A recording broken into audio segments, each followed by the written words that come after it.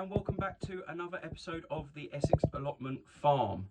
We are flying through the weeks. It's week 14 of these vlogs, and the off season, as I'm calling it, is flying by really thick and fast. So I've cracked on with a few jobs this week, but it's been so wet. I've struggled to do as much as I'd like to have.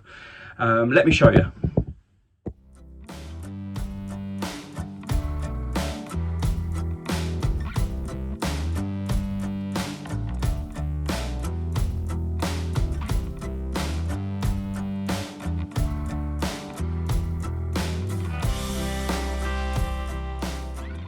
So yeah, it's been really wet, and October has been the wettest month in Chelmsford for over 10 years. So already with a week to go when I was recording this vlog, we've got a week of October left to go. We've had 186 millimetres of rain in the month of October. That's the most in a single month for any month over the last 10 years. And for the year already we've had 617 millimetres worth of rain. The average for the entire year over the last 10 years is only 612 millimetres in Chelmsford. So we've already had over the average amount of rainfall for the entire year with still over 2 months to go. So you can just imagine how wet things are, and I'm sure they're wet in some of the other areas of the country as well. But yeah, unprecedented sort of rainfall over the month of October, and it's really slowed down my progress on the farm. The good thing is, with starting a couple of months earlier than I planned to, we're still well ahead of schedule. We've still got all the stuff in the ground that we need to have in the ground by this point, and I can still just ticking over some of the jobs and signing off some of the jobs that I can get done in the areas where it's not going to cause so much damage me walking and treading the ground.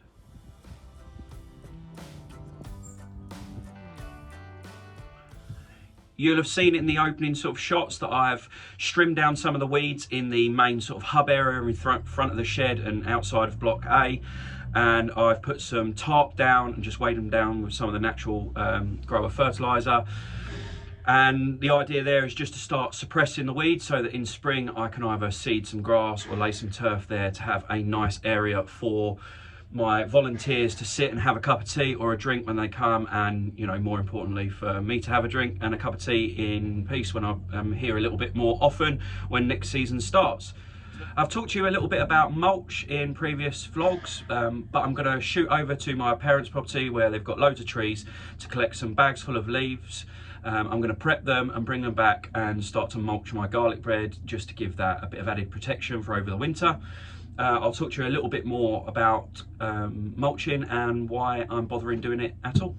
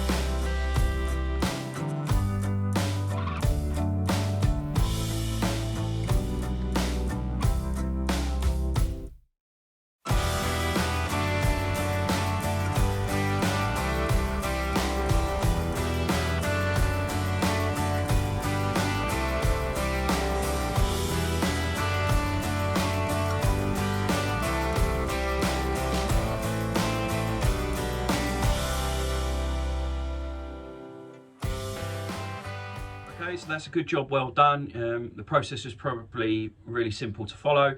Collected the bags of leaves, tipped them out on my mum's lawn, which she wasn't too happy about, and sent them through the lawnmower just to chop them up and increase the surface area.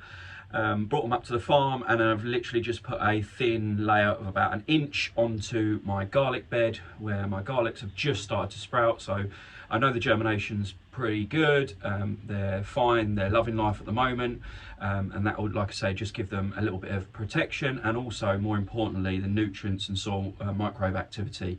It will help improve that over time as it starts to break down. So you might be asking, why do I bother doing a mulch at all? Well, let me tell you. Okay, so let's start with the negatives. The one main one that really jumps out, and everyone says this to me all the time whenever I mention leaf mulch, is slugs. So what I've essentially done is just put a massive buffet of food out for slugs and maybe some other pests. However, in my opinion, the 1 or 2 slugs or extra slugs that I might attract to that particular bed or that particular part of the farm is massively outweighed by the positives.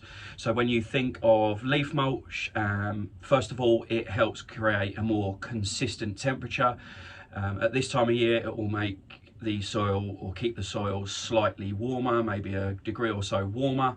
In the summer, if you use a leaf mulch in the summer, what it will do is actually keep the soil temperature cool. So in effect, whatever time of year you use it, it's just creating a more consistent temperature, and you get less of the ups and downs with soil temperature. Secondly, as I sort of also mentioned in the first bit, over time that will break down and feed the soil. So as well as it being food for slugs, it's also food for microbe activity, worm activity, and that kind of thing within the soil. So that's the another benefit for it. Over time, as it breaks down, it will improve the fertility of the soil. Thirdly, it'll actually help improve water retention over time. So every time you add organic matter to soil like mine, so I've got pretty dead soil that's very low in organic matter, every time I'm adding that, I'm improving the structure of the soil, and in that particular instance it will help with water retention, and again just give me a more consistent foundation to water on, and help with that consistent level of moisture in the soil over the summer months when I need it the most. The last couple of positives for leaf mulch on my garlic bed is that it will help suppress any weeds. So I've pretty freed weed site at the moment, but at this time of year there's lots of wind and lots of seeds about, could be blowing over into the surface soil of my beds. With a bit of a leaf mulch, that will help suppress any seeds that are there and weeds that are trying to grow now, but also protect them from germinating, more seeds germinating or landing on that part of the soil. And finally, it can help with soil erosion, or more importantly, preventing soil erosion. So as I said, at the moment, the sort of place I'm working from is a massive, great big bare patch of soil that's been ploughed and ploughed and ploughed and ploughed, and linking into regenerative, which I've talked into before, adding organic matter, and protecting that top layer of topsoil with leaf mulch and the compost that I've put on will help slow down that process of soil erosion. It will stop that topsoil when it's dry being blown about and blown away, and just protect the soil underneath whilst it's breaking down and improving that soil structure, as I talked about. So there are the benefits. Why have I done it around my garlics? The reason I've done it around my garlic is because when all those garlic bulbs sprout up, they're quite intensely planted together. It's going to be quite difficult to weed in between, so as much weed suppressant as I can. And secondly, it's just a bed that I can put it on and leave it now, because garlic's in the ground, and effectively, apart from making sure the moisture and temperatures are right over now until the beginning of summer, I haven't really got to do anything else with it. So I can mulch that, put that to bed, and that's just a bed now that I won't have to touch, fingers crossed, bar a little bit of weeding between now and when I harvest it at the beginning of the summer. So that is why I've used the leaf as a direct mulch. One other way you can use leaf mulch is obviously in your compost bin as your brown, and use it as a brown element to your compost bin, and I'll be doing that. And again, I'd still encourage you to try and break down the leaves. Not only is it like through a lawnmower or a leaf shredder or a leaf vacuum, not only is that good for just the handling of it and the amount of space it takes up, by creating more surface area and breaking it up from bigger leaves into smaller leaves, it just aids that surface area, aids the speed of the erosion. Sorry, there was a fly that was just about to walk straight over the camera lens. So yeah, it just speeds up that whole erosion process, that whole composting process. So yeah, the leaves are a great additive to any compost bin, and they really do help promote microbe and fungal activity. So they are something that at this time of year is so readily available, it'd be silly not to try and utilise some of it.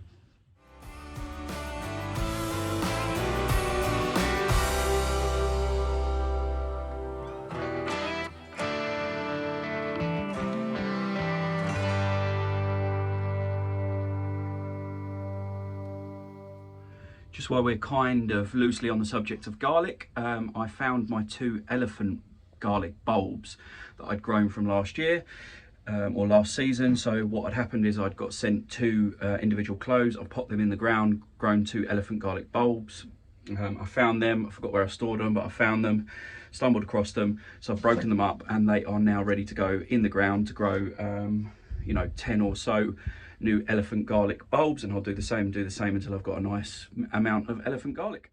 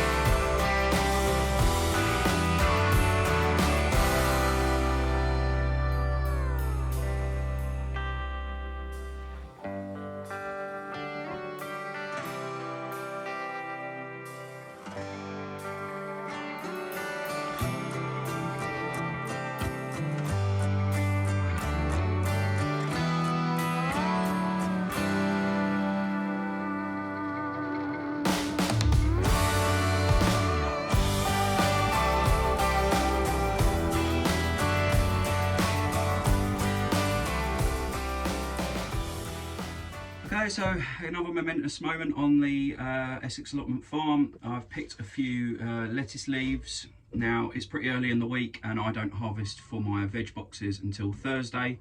So all I've done is picked a few leaves from a few of the different varieties to just try it. It's all pretty much ready for harvesting. Most of the varieties are ready for harvesting. So it's my last veg box of the season this week on Thursday coming. So the guys might get, as long as this tastes okay, which is the reason I've picked it, it's just to try it. As long as that tastes okay, the guys might get some lettuce, or the first lot of lettuce from the farm in their final veg box for the season, which would be great. All I'm going to do here, I'm not going to do the cut and come again because I haven't got the machinery to take that top layer of lettuce off like they do in a lot of the American and European farms at the moment. So I'm going to do it Dowding style, in the way that he sort of pioneers, and that is to grow that head lettuce but harvest the outside leaves. And I know a lot of the growers out there do that already. That's how I've done it this season on my other site, so I'm going to continue with that practice. So as you just saw there, I'll harvest a few of the outside leaves. At this time of year they'll grow back quite slowly, but in the summer or in the spring and autumn parts of my when I'm in the veg box season, they'll grow back a lot quicker. So yeah, that's how I'll be doing it on the farm. But it's good to have got some in the ground and trialled. I know I had some cutworm issues which I'll continue to deal with over the winter, and we'll be ready to hit the ground running in spring, and that's what these trials were all about.